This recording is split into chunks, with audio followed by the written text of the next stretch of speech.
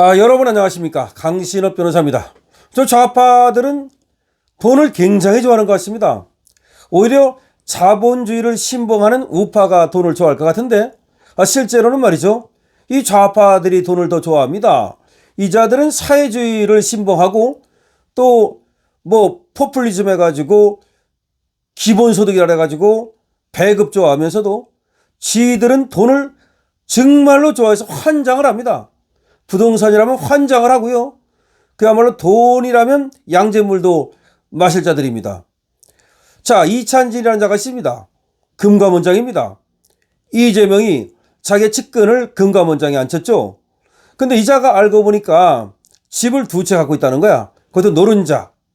그런 말이 많았어요. 그러니까 이제 한 채를 자녀에게 증여하겠다라고 발표를 했습니다. 그러더니 또 말을 바꿨어요. 팔겠다는 겁니다. 매물로 내놓겠다는 겁니다. 그래서 실제로 내놓았는가를 언론에서 추적을 했더니 내놓은 거 맞다. 인터넷상에 나와 있다. 그런데 실제 이게 팔려고 하는 거냐? 너무나 황당한 일이 실거래가보다 무려 4억을 더 높게 내놨다는 겁니다. 며칠 전 20억 원에 내놨다가 2억 원을 더 올려가지고 4억 원을 올린 것으로 드러난다는 겁니다. 아니 이게 팔겠다는 겁니까? 그리고 이게 지금 부동산 안정에 기여하는 겁니까? 도대체가 말이죠. 이찬진 금감원장은 아파트 단지에 두 채의 집을 갖고 있다는 겁니다. 한 아파트 단지에. 그래서 한 채를 팔겠다고 했고 매물이 나왔는지 확인을 해봤더니 자, 매물은 나와 있는 게 맞다는 겁니다. 그런데 알고 보니까 최근 2억 원을 더 올린 것으로 지금 표시가 된다는 겁니다. 20억으로 얘기했다가 나중에 보니까 또 올려가지고 22억이 됐다는 거죠. 자, 여기서 한 달 전 실거래가가 얼마인지 아십니까? 18억 원입니다. 한 달 전에 18억 원 했는데 이걸 이자가 20억 원에 판다고 했다가 다시 2억 원을 올려가지고 22억 원에 팔겠다. 아니 이게 사람입니까? 이게 공직자 맞습니까? 이게 대통령 측근 맞습니까? 이게 금감원장 맞습니까? 부동산 가격이 올라가지고 난리가 났는데 부동산 가격 상승을 비판하는 지금 국민들의 목소리가 난리가 났는데 지가 말이죠. 한 달 전에 불과 18억 원이었던 아파트를 20억 원에 내놨다가 다시 또 2억 원을 올려가지고 22억 원에 내놔서 4억 원을 더 올리겠다? 이게 지금 금감원장입니다. 이게 아파트를 한 채 팔겠다는 것이 맞습니까? 팔고 싶은 거예요? 안 팔고 싶은 거예요? 파는 척 하는 겁니까? 이게 바로 이재명 정부의 민낯입니다. 여러분 생각해 보십시오. 아파트를 왜 그리고 한 곳에 두 채를 갖고 있습니까? 이건 누가 봐도 투기인 거예요. 투기가 아닌 척 하려고 자녀에게 증여하겠다 그러더니 그럼 왜 증여를 또 안 합니까? 증여하면 또 증여세 내서 그런 겁니까? 그래서 이제 마지못해 팔겠다는 건데 제가 볼 때는 이래요. 이걸 왜 올렸느냐? 세금을 올려서 마련하려고 하는 거야. 자, 얘의 생각은 말이죠. 이찬진 생각은 사실은 이걸 팔기 싫은 거야.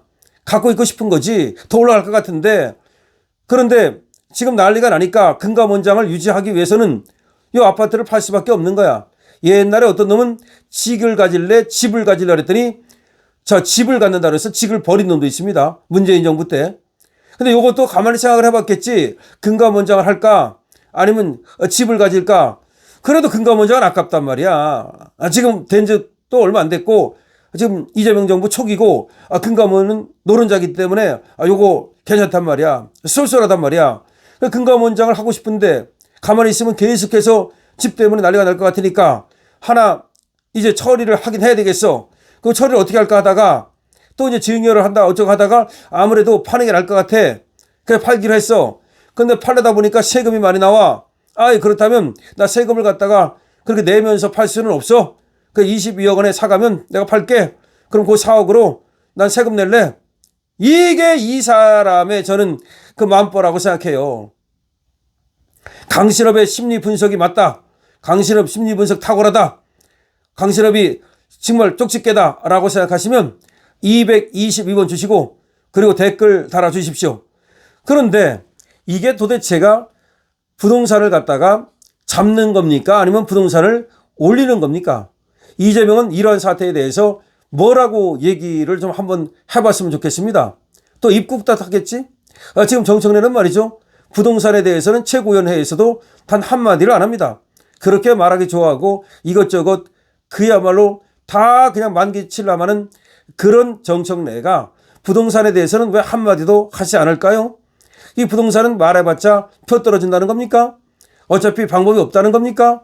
아니 도대체가 민주당 당대표라는 자가 여당의 당대표라는 자가 국민들은 부동산 때문에 아우성인데 단 한마디도 안 한다. 이게 말이 됩니까?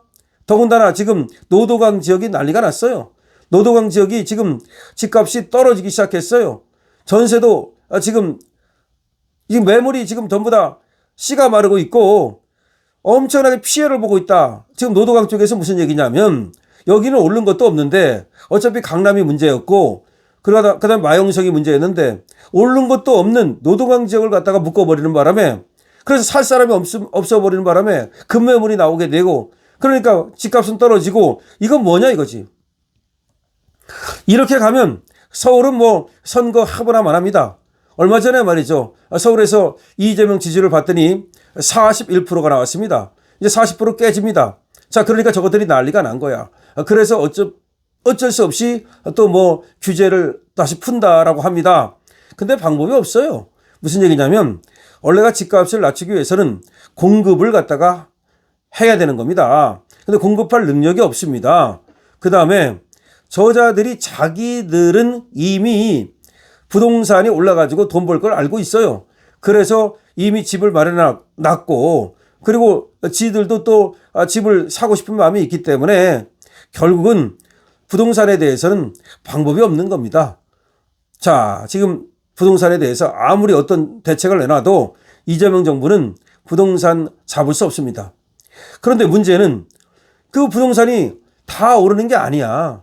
그런데도 불구하고 몇 곳, 지금 문제가 되는 곳, 지들이 지금 살고 있는 곳, 지들이 집 사는 곳, 여기만의 문제임에도 불구하고 이게 마치 서울 전역의 문제인 것처럼 수도권 전체의 문제인 것처럼 그렇게 하면서 지금 대출을 막아버리는 바람에 선량한 시민들만 피해를 보고 있다는 겁니다. 그러면 이걸 풀면 어떻게 되는가? 자, 이제 풀 수밖에 없을 겁니다. 안 풀면 말이죠.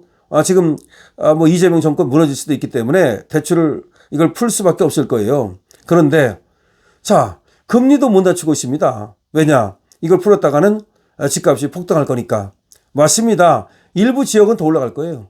그거 풀으면 일부 지역은 더 올라갈 거야. 물론 일부 지역은 그 푼다 해서 안 올라가겠지만 자, 그렇게 되면 말이죠.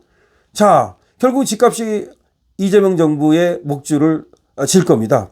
그러니까 결국은 못 하는 거야. 그러니까 전부 다 묶어버린 거야. 전부 다 묶어버려가지고 선량한 피해자까지 나오게 만드는 건데 어쨌든 이찬진 같은 자를 보면은 이재명 정부가 이 문제를 해결할 수 없다는 걸 우리는 알게 됩니다. 그러니까 결국은 이찬진 같은 그런 마음을 갖고 있기 때문에 지금 이재명 정부에 있는 자들이 다 저런 자들이기 때문에 이 문제를 해결할 수 없다. 저는 그렇게 봅니다. 그러니까 공급할 능력도 없고 그리고 도덕적으로도 이미 썩어 빠졌기 때문에 이 문제를 부동산 문제를 해결할 수 없다. 부동산 문제를 해결하지 못하고 결국 서민들과 청년들에게만 피눈물을 흘리게 할 것이다. 그리고 그 때문에 이재명 정권이 무너질 것이다. 이렇게 예측할 수밖에 없습니다. 어쨌든 인차지는 말이죠. 진짜 팔고 싶다면 22억이 아니라 저번 실거래가인 18억 원으로 내놓기 바랍니다.